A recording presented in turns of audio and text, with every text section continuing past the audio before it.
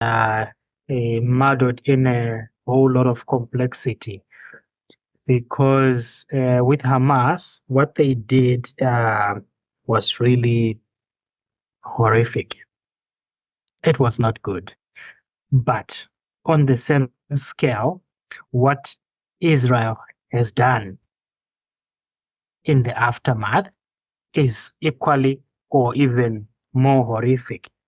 And it's something that we do not expect or anticipate to be coming from a country that is portrayed as democratic and with their religion overall, which is against the killing of the children, the violence against the children.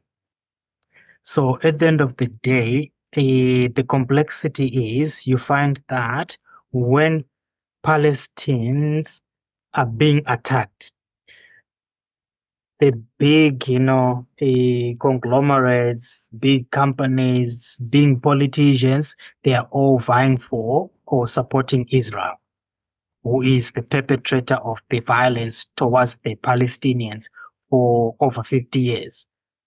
But when that happened to Ukraine, they were quick to say international human rights, crimes, war crimes, things like that.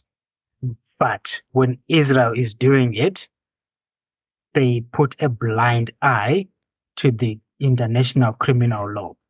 Because what Israel did after the 7th of October, when they bombed indiscriminately, bombing where the children and the civilians were, knowing that there are children and civilians that are going to be killed by their actions. It's called collective punishment. And collective punishment, by definition, is an international criminal offense. So, go ahead. So, in that one, we can respond that Hamas has publicly, people publicly know that Hamas has used women and children as human shields. Some headquarters or their communication bases are behind or, within a region of a hospital. Yes, you might call it collective punishment. However, those who are being defended, right, are using other people as human shields. Right. So coming back to that, I think Tinas was talking about Mossad being one of the best in the world. So in all honesty, these guys, they've got the capabilities, the technology, and the intelligence to carry out clinical specialist, attack to go and extract whoever they want to, like what the Americans did with Osama bin Laden in Pakistan. They didn't go and bomb the whole neighborhood. They strategically went in and infiltrated. Israelis, they can actually do that. They own the whole bit. They control the whole bit. They can send their special forces in, go even into the tunnels, gas the Hamas out of the tunnels, and capture them neatly. I think now, look, I'm not an arms war specialist, nor a defense specialist, but what you're saying is not practical because for them to do the ground offensive, to gas people, that will lead to more casualties, right? No. Not gassing as in killing. Like I'm not like gassing. Tear gassing. No, tear gassing the gassing out people. Yeah, people to come out, but they'll come out. Yeah, but for you to put that tear gas, you have to do a ground offensive. Yes. This is what they're trying to avoid, because on a ground offensive, right, they will be shot at, right? Yep. Then they have to retaliate with shooting and with the use of human shields, right? So that is now where, now let me now bring the next point.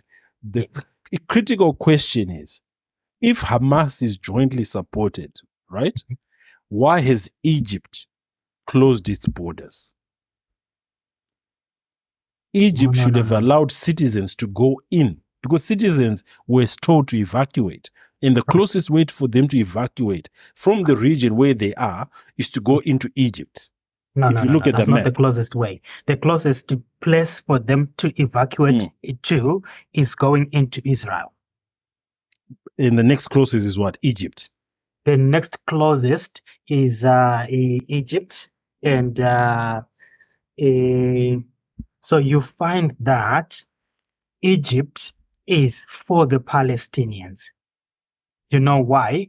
If they get displaced, they are never going to come back to that land. That will be the end of it. So that Gaza Strip, where we are talking about Gaza there, Yes. the closest border is to the south, right?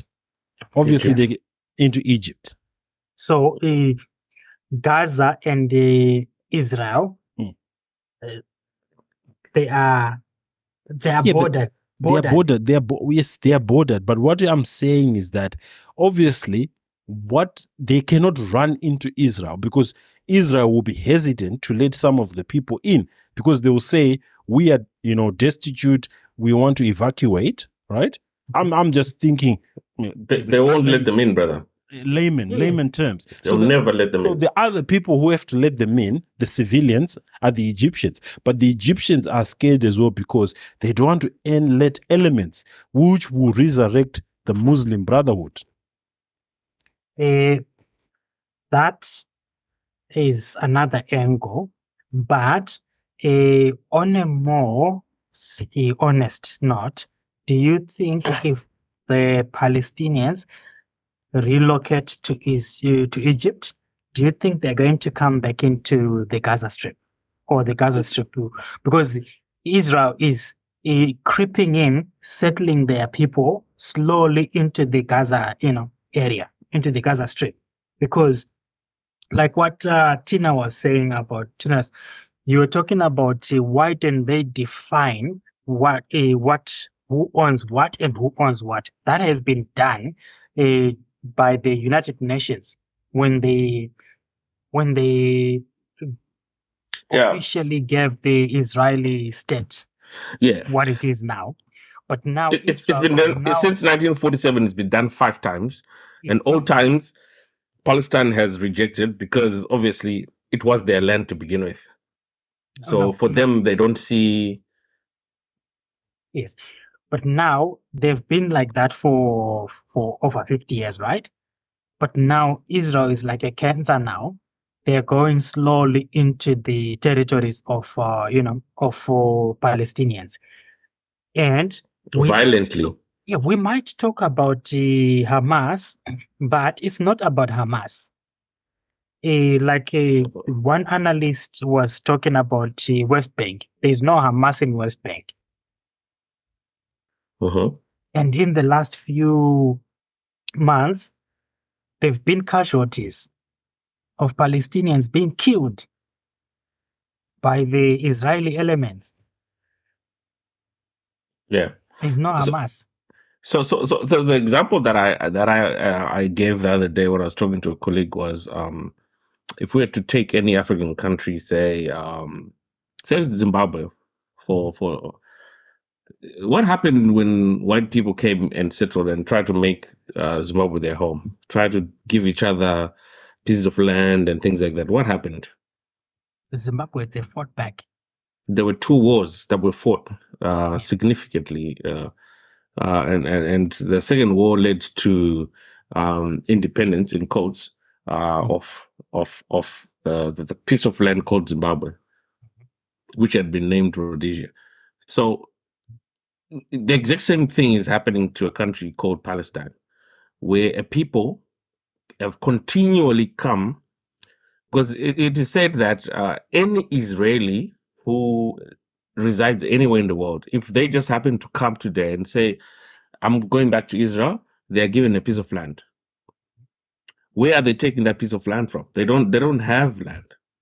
Yeah. They're taking it away from somebody. So now, one of the biggest issues that is key in this whole thing is the settler part of it, where people, I think it was a UN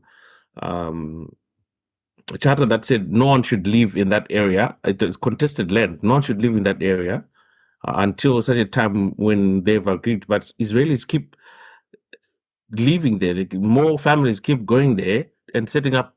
So slowly but surely, they're taking away land that the world has said, okay, no one should live there. But they're doing it, and they're doing it violently, with killing, with everything.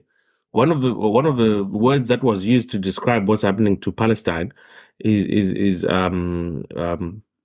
what happened in South Africa, apartheid. Apartheid, yes. Exactly, and what happened in South Africa when that happened? People fought. So I don't know why here. It's a different situation where the world expects Palestinians to keep quiet, or to be humble, or not to say anything. When the very same thing, when it happened elsewhere in the world, people fought.